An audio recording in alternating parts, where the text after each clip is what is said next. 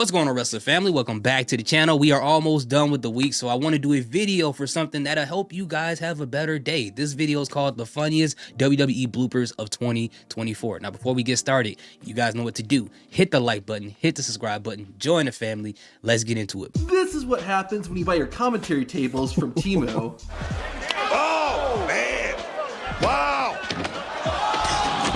Transformers. It's gotten way too violent. Look at how vicious Pete Dunne was beating Kofi Kingston. He almost connected with a few of those. On an episode of Main Event, Eddie Thorpe thought his opponent was Brooks Jensen, but it was really the floor. I don't know what's funnier though, Thorpe's fall or the fact that this show was not broadcast live and WWE didn't bother editing it out. A lot of people say that Cody Rhodes' rivalry with Roman Reigns was one of the greatest long-term storylines WWE has ever told. However, I would argue that LA Knight's ongoing battle with the ring ropes is even better. Your ears do not. Really sure-footed on the rope, but LA Knight. Wow.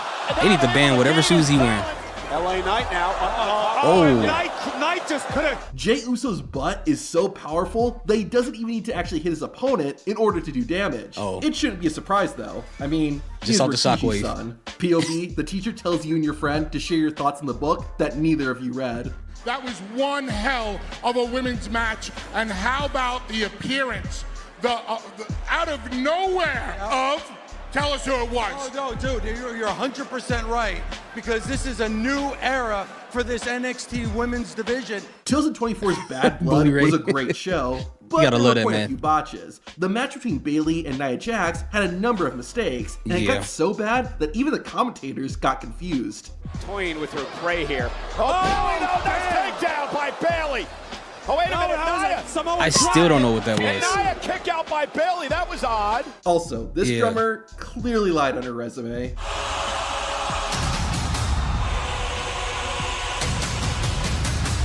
In fact, one botch was so bad, it actually caused the wrong person to win. So Rhea Ripley fought Liv Morgan with Dominic Mysterio locked in a cage. During the match, Dom escaped the cage. Sort of, but Rhea went to get some much-deserved payback, but was then attacked by Raquel Rodriguez. The referee was not supposed to see this, since outside interference is an automatic disqualification. However, the ref clearly did. Right there. So instead of Liv winning the match like what was planned, Rhea Ripley won via DQ. Whoops. Now this just looks painful. Yeah! Both men with the same idea. In wrestling, the saying is, if it's not going to look good, don't do it. That's a phrase Nia Jax laughs at. During the Women's War Games match at Survivor Series, the Irresistible Force got a hold of a steel chair. However, her chair shots left a lot to be desired. And Naomi. No. Although, the fans were a lot more forgiving of Nia than of Tonga Loa. Later in the show, Jey Uso and Tonga Loa kicked off the men's War Games match. But before anyone else had entered, Loa went for a pin. In War Games, pinfalls aren't counted until every wrestler has entered, and the fans were quick to tell Tonga Loa what had happened. WWE fans showing no mercy. I don't know if I should laugh or cry at this next clip. While making her entrance, Natalya attempted to give a little girl her glasses. Not only did the child not want them, but she also left Natalya hanging when she went for a high five.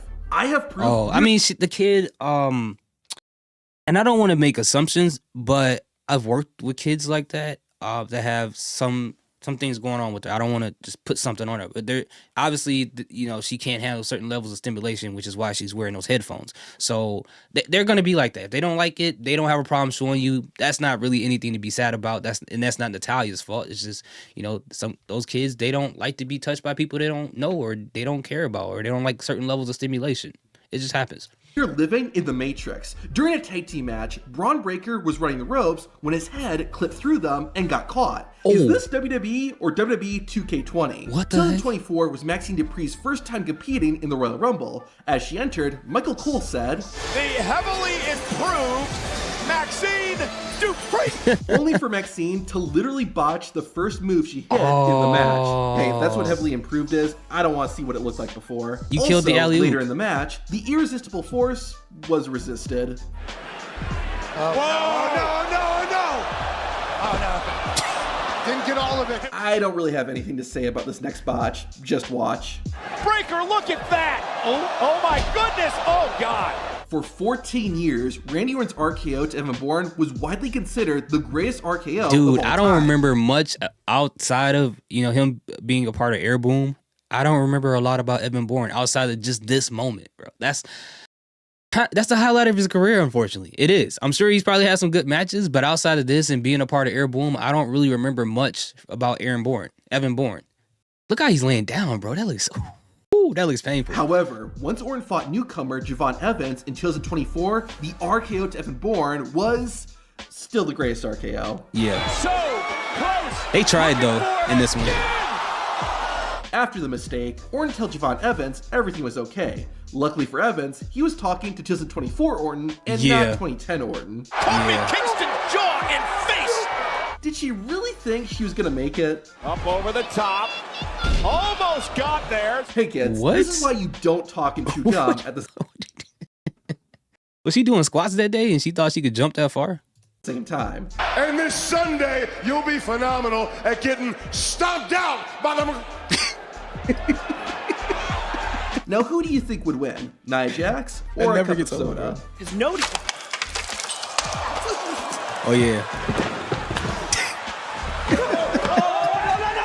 WrestleMania 40 was one of the greatest she slipped WrestleManias like of 4 all times. time, but the show had a number of problems. For one, the production crew got New Catch Republic mixed up with the Awesome Truth. Then, Damian messed up. Priest and The Miz nearly plummeted to their death when they started climbing a ladder with only 3 good legs. And it wasn't just the ladders that were falling apart either. And it broke a table before it started. But it wasn't just the production that was off. The Best in the World was struggling too. You can't have Philadelphia in Philly. You can't have WrestleMania. Nailed it. I started drinking. The Rock especially had a tough night. The Great One nearly twisted his ankle while wrestling Cody Rhodes. Screaming at the official again. Barking at everybody. Oh my God. Even The Rock's own championship wasn't cooperating.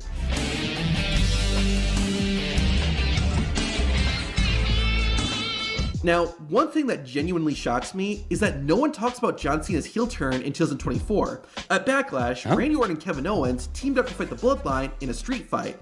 Just as KO was closing in on the victory, the referee was suddenly pulled out of the ring. It turned out it was John Cena who broke up the pinfall, and he was accompanied by the debuting Tonga Loa. Here's a visual example of failing successfully. Agony. Why is Tiffany Stratton a superstar, you ask? Because even when she slips up, she somehow still makes it work. Everyone said that Jade Cargill was going to make an impact when she debuted at WWE, but I don't think they meant it like this. And totally changed the complexion of this match. And Cargill. Yeah, POV, you're a they was wrestling killing fan, her about but that your for like girlfriend isn't. You want to know months. what we were in there talking about? You want to know the questions I was asking? You want to know the answers he was giving, right? You can answer, right? Right? She seemed like she was in a bad mood that day. I don't know. It just seemed like she was just like not really into that moment, at least from what I saw. I don't know. You had to ask her. You don't want to answer? Okay, yeah, you were looking for it. Someone in the WWE production truck doesn't like Pat McAfee. McIntyre versus the American Nightmare, Cody Rhodes. This is not something I'd be signing up for if I was On the verge of the... Now, either Otis is a bad catch, or Ivar doesn't know his own strength. You know what's that old saying? If you're going to be Tom, you got to be... No! That's it! All right, we need an ambulance. I don't know what Damian Priest did, but during his match against Drew McIntyre, the ring ropes had it out for him. While trying to hit a move to the outside, Priest's left foot got caught in the top rope. It was so bad that Drew had to actually break character to get him out. The toughest part about being a champion is holding onto the title. No, I mean like literally holding on to the title. I think it'd be a very strong tell. LA Knight just dropped his United States championship. That was a visual interpretation of what he was about to do at the end of this match. Drop that title. That's crazy. Some of my favorite bloopers are the ones that happen on the mic. A man who came back from what could have been a career-ending injury. Why would LA want to face you when a first-round draft pick is standing right here? Well, if I face myself, I'd be looking in the mirror. You're talking about Logan, right? Yeah. In the World Tag Team Championship, #1 Containers Tournament! Containers. You know what, Pam, Bailey?